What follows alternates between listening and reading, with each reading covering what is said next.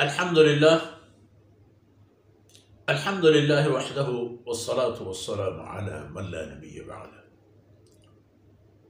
أعوذ بالله من الشيطان الرجيم. بسم الله الرحمن الرحيم. إنا فتحنا لك فتحا مبينا ليغفر لك الله ما تقدم من ذنبك وما تأخر ويتم نعمته عليك ويهديك صراطا مستقيما وينصرك الله نصرا عزيزا. سبحانك لا علم لنا إلا ما علمتنا إنك أنت العليم الحكيم. رب اشرح لي صدري ويسر لي أمري واحلل عقدة من لساني يفقه قولي واجعل لي وزيرا من أهلي رب زدني علما وارزقني فهما. ثم أما بعد. گرامی قدر بھائیوں، بہنوں اور پیارے بچوں، قرآن کریم کی عظیم الشان صورتوں میں سے، منتخب ترین صورتوں میں سے قرآن کا ہر صورت، قرآن کی ہر آیت منتخب ہے، لاجواب ہے، دنیا اور آخرت کے لیے آب حیات ہے۔ یہ سورہ ان مناظر کی پیش گوئی اور عکاس ہے کہ جن کے بعد دنیا کی حالت تبدیل ہو گئی، بشریت کے مزاج تبدیل ہو گئی، انسان کہاں سے کہاں تک پہنچ گیا، بنی آدم کے لیے کیا کیا رستے اور میدان کھلتے اور کھولتے چلے گئے۔ سورہ فتح جناب رسول اللہ صلی اللہ علیہ وسلم کے سفر عمرہ میں یوں سمجھ لیجئے کہ تمام عمرہ کے سفر میں واپسی پر پیش آیا۔ حدیبیہ علاقہ ہے مکہ مکرمہ کے حدود میں، حرم کے حدود میں نہیں، مکہ مکرمہ کے یعنی جو موجودہ ضلعی اور تنظیمی اور علاقائی جغرافیائی تقسیم کی بنیاد پر، تو وہاں علاقہ آنظر صلی اللہ علیہ وسلم عمرہ کے لیے تشریف لے جا رہے تھے اور کفار مانے ہو گئے اور کافی لے دے ہو گیا، اور پھر جناب رسول اللہ صلی اللہ علیہ وسلم نے رحمت اور شفقت کا مظاہرہ کرتے ہوئے ان سے ایک معاہدہ عدم جارحیت کا، جنگ نہ کرنے کا معاہدہ۔ باقی آپ ابھی آئے ہیں عمرہ کے لیے، اس سفر میں آپ عمرہ بھی نہ کریں،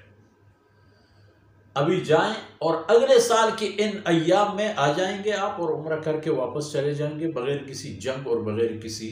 لشکر کے، یعنی سادہ آ جاؤ گے، مسلح ہو کے نہیں آؤ گے۔ سخت شرائط ہیں، اور صلح حدیبیہ سے متعلق باتیں بھی اپنی جگہ دلچسپ اور چشم کشا ہے۔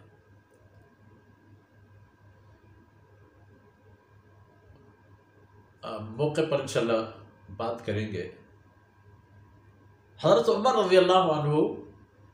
صلح حدیبیہ کے سب سے زیادہ ذہنی متاثرین میں سے تھے۔ وہ اس طرح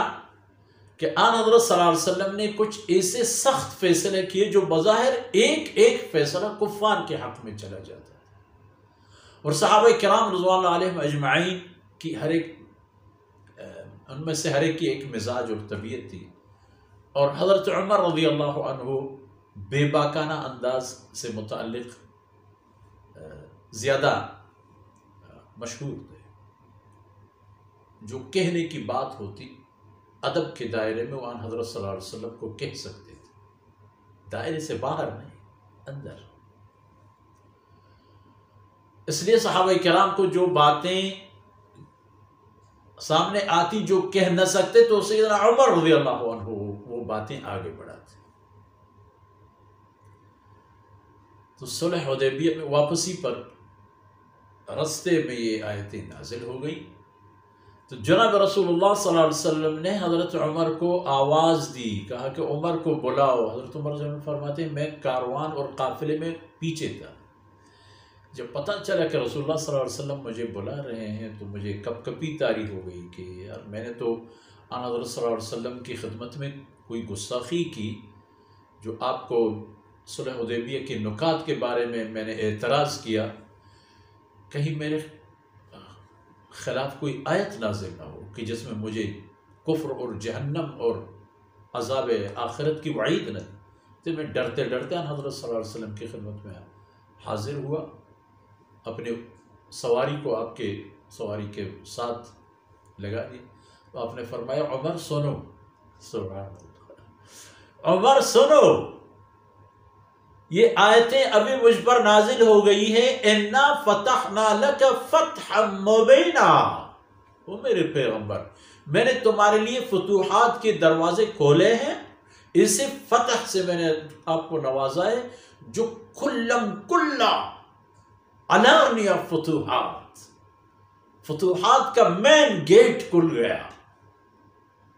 عمر رضی اللہ فرماتے ہیں یہ اللہ کے قربان جاؤ، سبحان اللہ، بظاہر تو ہم مشرکین مکہ کی بات مانتے ہوئے آ رہے ہیں، اور اللہ فرماتا ہے کہ اِنَّا فَتَحْنَا لَكَ فَتْحًا مُبِينًا، کہتے ہیں مجھے تعجب ہو گئی اللہ رب العزت کی اس فرمان پر کہ اب ہمیں تو یہ دن دیکھنے ہوں گے، اب دیکھیں کیسے؟ کچھ لوگ ہوتے ہیں متجسس ذہنیت کے کہ وہ مناظر دیکھیں اور ہمیں مزید خوشی ہو جائے۔ فتوحات کا دروازہ کھل گیا، معاہدے کی بنیاد پر مشرکین مکہ اور اہل ایمان گل مل گئے، ان میں فاصلہ ختم ہوا، ایک دوسرے کے ساتھ لین دین کرنے لگے، اٹھنے بیٹھنے لگے، جو نفرت تھی وہ کم پڑ گئی اور اس کے بجائے معلومات بڑھنے کا موقع ملا، کیا ہے ایمان، کیا ہے اللہ، کیا ہے قیامت، کیا ہے۔ اسی طرح اسی دورانیے میں دیگر معاملات سے ہٹ کر یہ ایک بہت بڑی بات تھی کہ ایک بہت بڑی تعداد میں لوگوں نے اسلام قبول کیا، مشرکین مکہ میں سے خاص طور پر، جو اسلام کے علانیہ دشمن تو وہی تھے پہلے پہ، ایک معقول تعداد نے اسلام قبول کیا، یہ ایک بات ہوئی۔ اور حضرت صلی اللہ علیہ وسلم کے لیے خیبر بھی فتح کر دیا گیا، جو بنیادی طور پر ایک ایسا فتح اور فرصت تھی کہ جس سے مسلمانوں کو سیاسی، معاشی اور انتظامی اور حربی و ضربی تمام امور میں اللہ رب العزت نے ایک نئی زندگی دے دی، ایک نیا موقع ان کے سامنے آیا، نئی آسانیاں پیدا ہو گئی، یہ ایک۔ اور اسی مواقع پر، ان موقعوں میں آن حضرت صلی اللہ علیہ وسلم نے دنیا کے رؤساء اور ملوک اور بادشاہوں کو والا نامے بھیجے۔ اب صلی اللہ علیہ وسلم مطمئن تھے کہ اللہ فرماتے ہیں فتوحات کا دروازہ کھل گیا تو پھر چلو۔ آپ صلی اللہ علیہ وسلم نے والا نامہ بھیجے، روم کو، فارس کو، مجوسیوں کو بھی، نصرانیوں کو بھی، مشرکین کے جو رؤساء اور چھوٹے موٹے حاکم تھے ان کو بھی، تو ایک فتح یہ بھی ہو گیا۔ فرماتے ہیں کہ یہ سب کچھ ہم نے اس لیے کیا لِيَغْفِرَ لَكَ اللَّهُ مَا تَقَدَّمَ مِن ذَنبِكَ وَمَا تَأَخَّرَ، تاکہ اللہ رب العزت آپ کے اگلے پچھلے تمام کوتاہیوں سے درگزر فرمائے۔ اب آن حضرت صلی اللہ علیہ وسلم خطا اور گناہوں سے پاک، مبرہ، لیکن انسان کا اپنا ایک دل و دماغ بھی ہوتا ہے۔ آن حضرت صلی اللہ علیہ وسلم کی شان یہ تھی کہ جتنے اللہ رب العزت نے انہیں عظمت دی تھی، اتنے حد تک ان میں اللہ کی بندگی میں عاجزی بھی تھی، معمولی سی بات کو بہت بڑا جرم اور گناہ سمجھتے تھے۔ تو فرمایا یہ سب ختم، جس کو آپ اپنے تصور میں گناہ سمجھ لیں، یا اللہ رب العزت کی کسی حکم کی تعمیل میں آپ کو ایسا لگے کہ کوئی تاخیر ہو گئی ہو وغیرہ، یہ سب ختم۔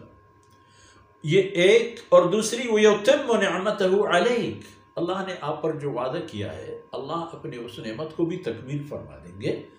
اور وَيَهْدِيَكَ صِرَاطًا مُسْتَقِيمًا، اللہ آپ کو ہمیشہ سیدھے راستے پر رہنمائی فرماتے رہیں گے۔ آپ اللہ کی طاقت پر جا رہے ہیں، ہر کام اللہ کی قوت پر کر رہے ہیں،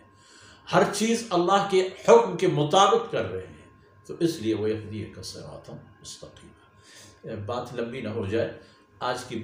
باتیں یہیں تک، اور انشاءاللہ اگلی باتیں اگلے نشست میں۔ اللہ رب العزت کوتاہیوں سے درگزر فرمائے، اور جو کچھ عرض کیا گیا میرے اور آپ کی نیکیوں میں شامل ہوں۔ صلی اللہ علیہ نبینا محمد وعلی آلہ وصحبہ اجمعین۔